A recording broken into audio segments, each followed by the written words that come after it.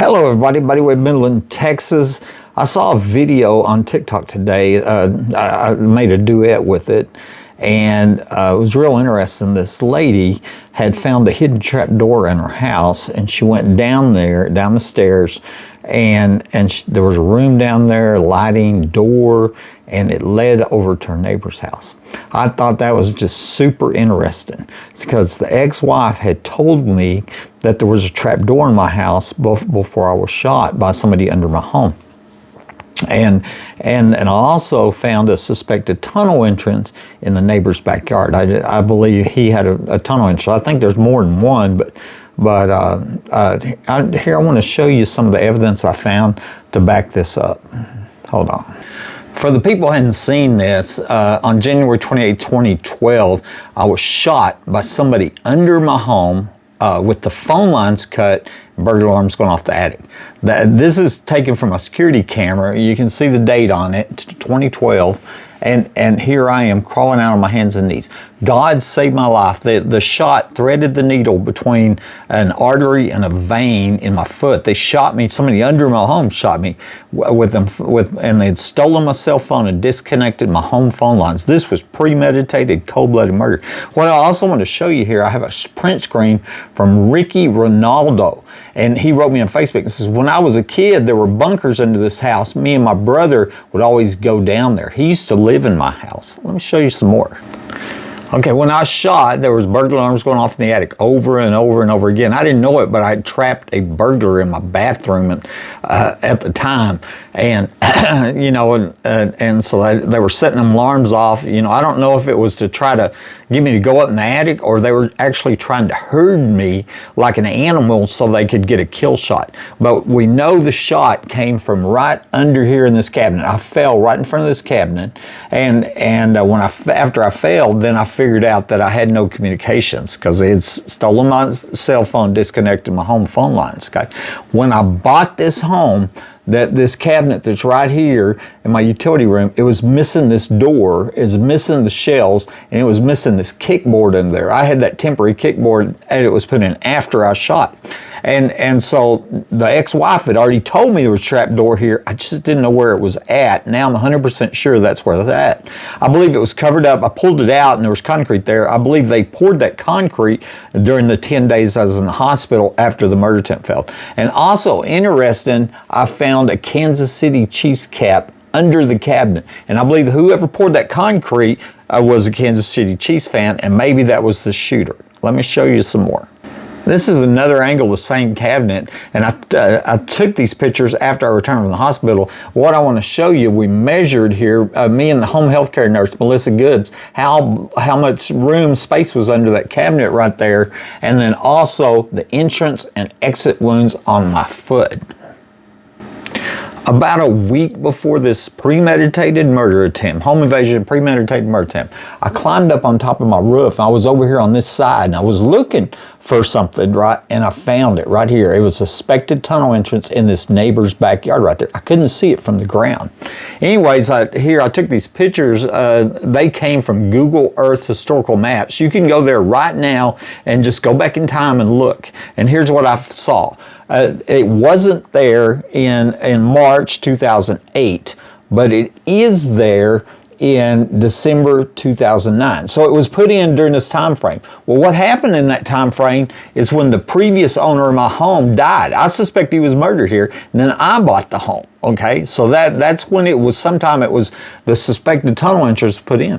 And then after I found pictures of it, after I survived the murder attempt, found pictures of it, it was taken out. I'm going to show you that. It was here in October 2014, there it is, okay, and then you switch over to April 2016, it's gone. Okay, so sometime in this time frame, it was taken out. At the same time, a live tree was removed behind the Home Depot store over here, and I suspect that's also involved because there was another suspected tunnel entrance over there that I found. Okay, here's a zoomed in picture of the same thing. In the backyard was the suspected tunnel entrance, and right here, I want to call your attention, here's some boards that were leaned up against this wall, and I couldn't see this from here. But I tell you what, I used to see in the middle of the night, my dogs be barking and look out my window, and there'd be flashlights out here and people out here in the dark, and then I'd hear people in my attic a little bit later, okay? A digging noise is right here. I have a video on that, okay? And then right here is where the underground home is in my backyard that was used for the oil show parties. And one last picture of it, I want to show you. This was dated here on 4/28/16, and you can see where they just taken it out right there. Like I said, I was posting pictures online, and that's why I believe it was either moved or removed. Okay, this is a police report that I found a couple years later. I didn't know about this until that protective order hearing. We subpoenaed the police records. Okay, and it's written by that Detective Rosie Rodriguez. She's the one that was the friend of the ex-wife that tampered with evidence, lied on police reports, perjured herself in court, all to cover up this home invasion premeditated murder attempt. But what I want to show you here is she's saying, I contacted and spoke with Buddy Webb's neighbor. Okay, that's where that suspected tunnel entry is. I've warned him about the ends. I told him that he suspects their teenage sons were digging tunnels. That's a lie. I never said that. From their home to his and stealing his belongings. Once again, I never said that either. The people breaking into my house are stealing heating, cooling, and electricity, but they're not stealing things like jewelry and cars and TVs. Okay, and it says I was informed the older teenage son parked his vehicle on his property next to Buddy Webb's residence. In the morning, the car tires were slashed. Well, I've never heard that in my life.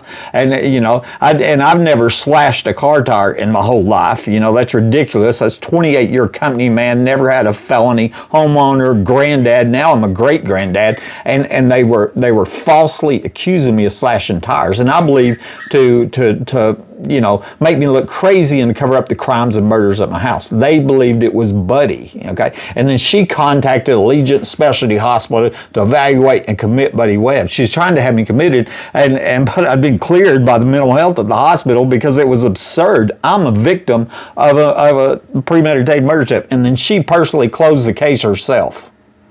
One day I was in my backyard and the neighbor right here starts yelling. I'm gonna let you listen to this. You don't want me in my own backyard?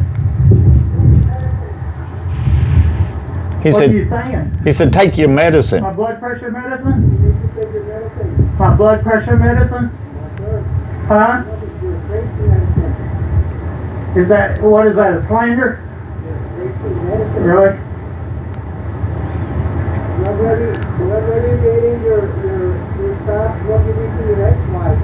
Oh, is that right? Yeah. Oh. Yeah. Really?